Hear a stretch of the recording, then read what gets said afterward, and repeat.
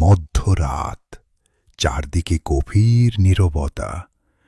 গ্রামের আকাশ হঠাৎ এক অদ্ভুত লাল আলোয় রঙিন হয়ে উঠল। মানুষ ভেবেছিল বজ্রপাত, কিন্তু না, বজ্রপাত হলে যেমন শব্দ হয় তেমন কিছু নেই, শুধু এক দীর্ঘ ধাতব গুনগুন ধ্বনি, যেন আকাশের গভীর থেকে কেউ ডাকছে। বৃদ্ধজন আঙ্কেল জানালা দিয়ে তাকিয়ে বলল, এ আলো আমি ৭০ বছরে দেখিনি। শিশুরা ভয়ে মায়ের আঁচলে লুকালো, আর গ্রামের কুকুরগুলো অস্থির হয়ে ঘেউ ঘেউ করতে লাগল।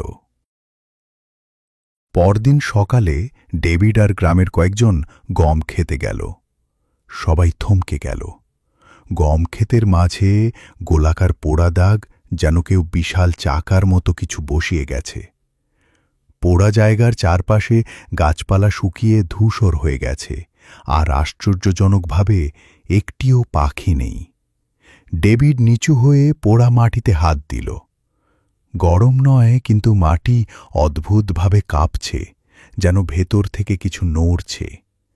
তার বুকের ভিতর অজানা আতঙ্ক জমে উঠল।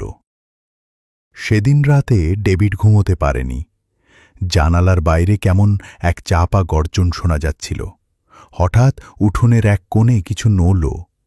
কালো এক ছায়া, মানুষের চেয়ে লম্বা, হাতগুলো অস্বাভাবিক লম্বা, আর চোখে লাল জ্যোতি।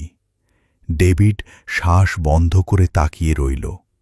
ছায়াটা ধীরে ধীরে মাথা ঘুরিয়ে তার দিকে তাকালো, তারপর এক লাফে দেয়ালের ওপারে উঠে গেল।